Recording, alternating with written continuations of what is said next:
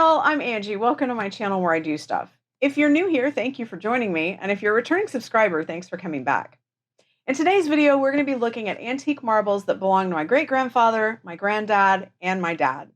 Some of these marbles are as old as clay marbles from the 1800s all the way up to the more modern glass marbles of the 1950s. Now, even though I had a little conversation with my dad about this collection, because that's where I got it from, I still don't know as much about antique marbles as I'd like to. And I know that my viewers have a wide variety of knowledge and a lot of different things. So if you happen to know something about antique marbles, or if you see something that you think I need to know about, don't be shy, leave it in the comments below because I always love to learn from y'all. Everything you need to know about today's video will be in the description box below, including my website and all of my social media pages. And I hope that by the end of the video, you will consider subscribing and turn on the notifications because I have a lot of race content coming up soon because I am going racing again.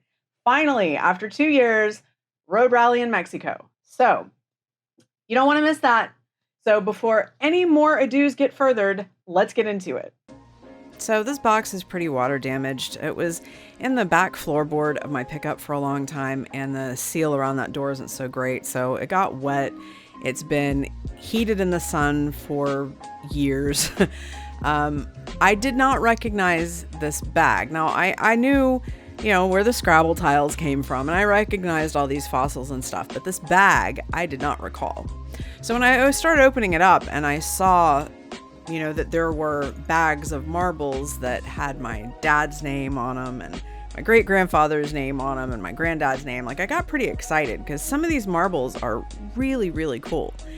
And I don't know that much about them, but I have learned from watching some bottle collecting videos on YouTube and stuff like that. Some of those channels, they dig privies in the eastern part of the US, and they pull up marbles all the time. So I've learned a little bit about stuff here and there. Plus, once I started digging into these marbles and pulling them out, I remembered actually playing with some of them as a kid. So that was kind of the initial discovery of all the marbles and those weird ball bearings. So let's get into it and start looking at them a little bit up close and individually.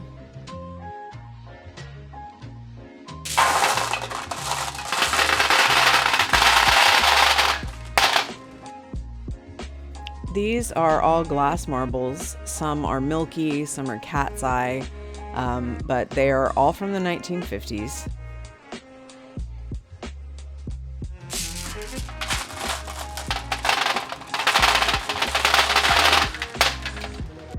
Now, I can't be sure why these were separated exactly, but I think the ones that you see on your left-hand side, they are 1953 at the latest. And the ones on the right as well. But I think the ones on the left, my dad sometimes used in his slingshot. And the ones on the right, he actually played with like marbles. And as you can see, these are more milky and swirly. If you know anything about them, please let me know. And same thing with these, but a lot of these are more clear and have like the central swirls and the cat's eye patterns. So yeah, if you know anything, let me know. I'd love to hear it.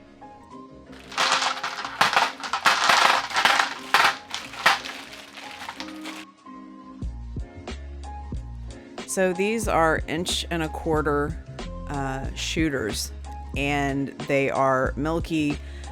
He dates them from the late 1950s, which would have put him in junior high at the time.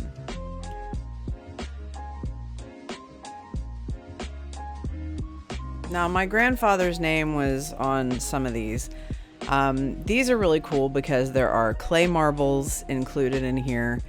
There are some agate marbles that are made out of agate, as you can see there. And then these have pontils on them, which is really interesting because they're really, really large, and you can see where they were blown, and then the mold line around the edges. So that's really cool.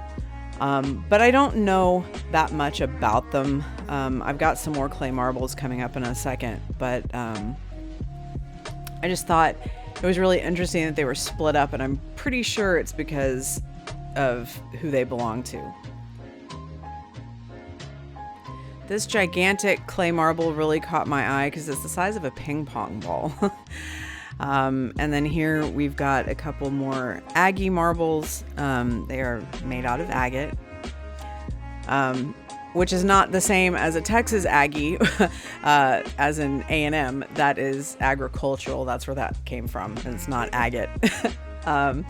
And then this is a little glass swirly. It's not in the best condition. It's very frosted over from being played with so much. Some more clay, and I'm not sure what the yellow one is made out of. Now, these may be fancy Benningtons. I'm not entirely sure because they have the eyes on them and they're the kind of brown color. One of y'all may know, please tell me. This is the gigantic clay marble. You know, clay marbles have a tendency to break apart really easily. This one is a swirl, and it may be like an onion skin. It's kind of hard to tell because it was played with a lot. And this is a clay and an opaque that has swirls in it.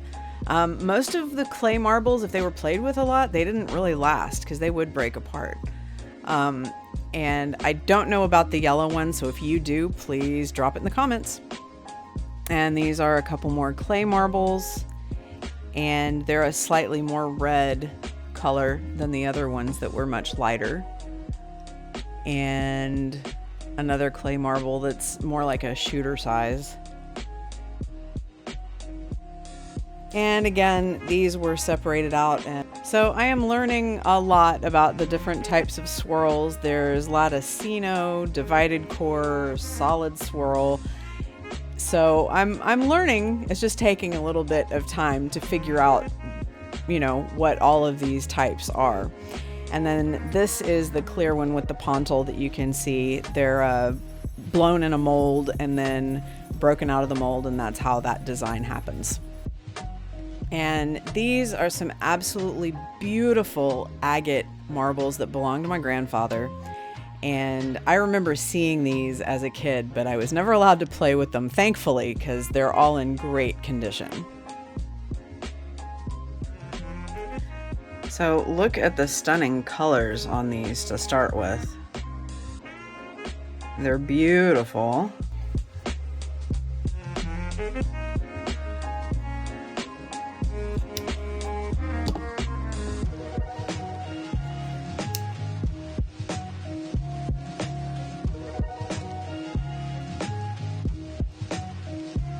You can really see the depth of the agate.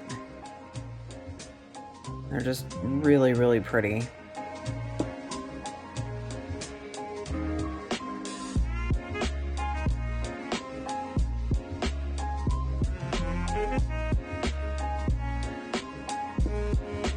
Now this one is some kind of stone, and I don't know what kind it is, but I believe that that is quartz pieces in there. It reminds me a lot of lanite, but it is not lanite. I really just don't know.